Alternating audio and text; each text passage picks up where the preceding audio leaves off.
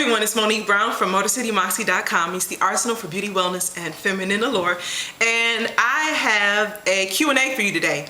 It is from Inez, or Style Chic 360. You can check her out, her blog.com. She's also from Detroit. But she left a comment on one of my blog posts, and the blog post was called Increase Your Mystery, Increase Your Attraction. And if you go to my videos, you can see that video link there. It was kind of shaky because I was using my cell phone, but the audio is still there nevertheless. But I'll read you what she says. And she says, "Girl, I just love you. I love you too. Your messages are always on point. Love it. Thank you very much." I'm not sure if you've done a video on how to attract men as single women or pulling in on that feminine allure. If so, could you point me to it, or would you mind speaking on it? I've been single for a year now and I have not had one date, and girl, this is getting old. So I'm not sure what I should be doing, and LOL, tips please. Keep up the great work. Thank you, Style Chic 360, and I'm happy that, again, you asked me this question, and hopefully that I can serve you and serve other women well who would watch this video.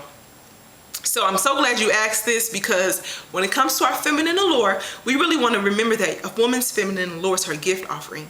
And so that means that there is a lot of power to the person who's receiving that. So let's say, for example, one of the things that we have to remember is that women call the shots when it comes to dating. Women call the shots, and we always make the first move. So the first thing that I really want to say is that I would encourage you women to consider your body language.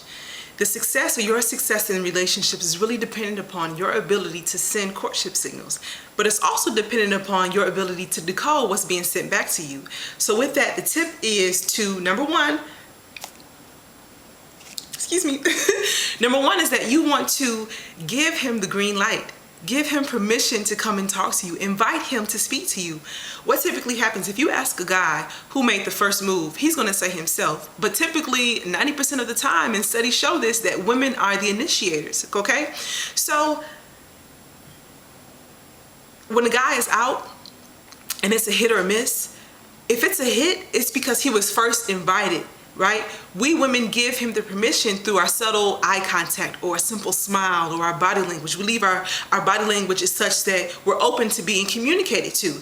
My friend told me a while ago, he was like, you know what, I don't even talk to women at the bar if their back is turned. And I said, really? He was like, why would I do that? They are not presenting themselves in such a way that would make me want to talk to them. We women are receptors, okay? And so we have to show that we are willing and open to receive any communication from a man. So that's something that's a very subtle example, but very major, okay? And it really has impact. So just consider that, because so to go back to the point where I was saying before about hit or miss, it's a hit because he was first invited, unless it's just a numbers game for him. And who wants to be a part of a numbers game, right? Unless the guy's just extremely smooth. So men are human beings, which means that they don't like rejection.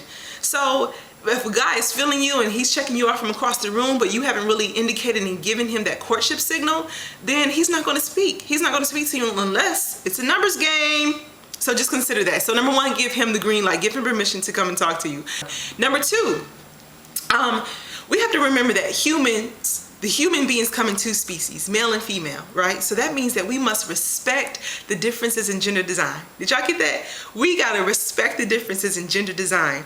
And what I mean by that is that we wanna create, so this is the actual tip. Tip number two, create sexual polarity. You want to emphasize those gender differences. If you're a woman like me, then that means that you are attracted to masculine men. You are attracted to men who walk like men, look like men, talk like men, smell like men, sound like men, and they have these manly hands. Woo! Right? If you're like me, then you like masculine men.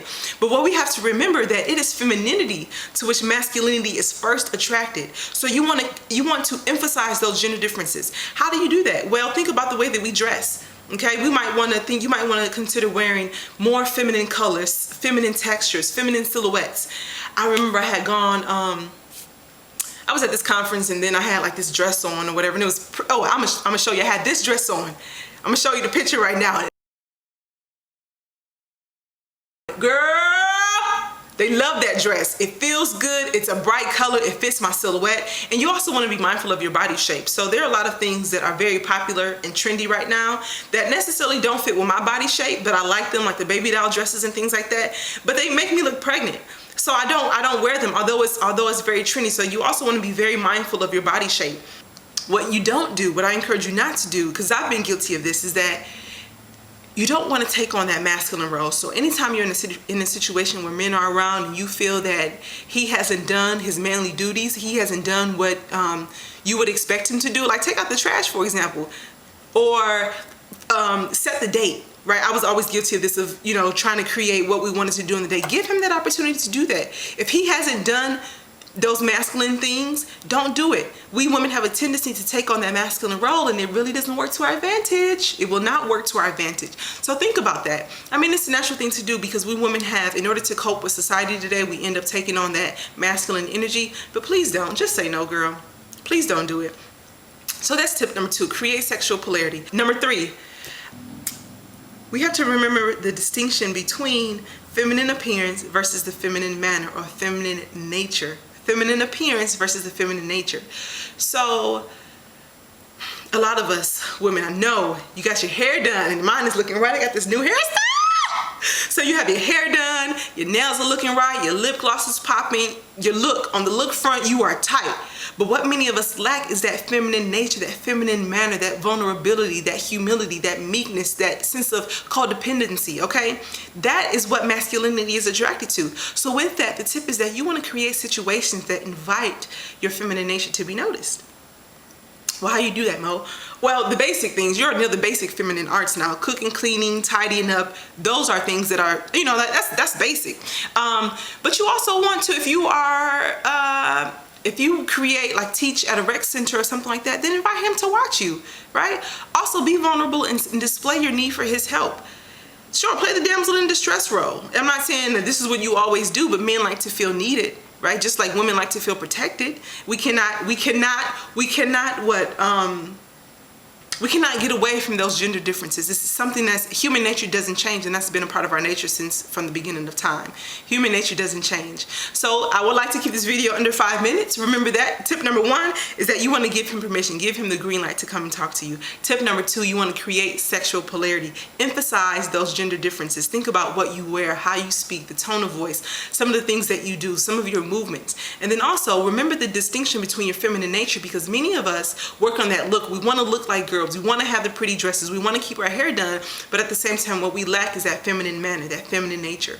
So we want to create situations that get our feminine nature, or that invites our feminine nature to be noticed. And so I hope this information served you well. If you like what you've heard today, click the link below and you subscribe to the Moxie Manifesto. It's your weekly to-do tactics to help you be good, look good, and do better. Take care.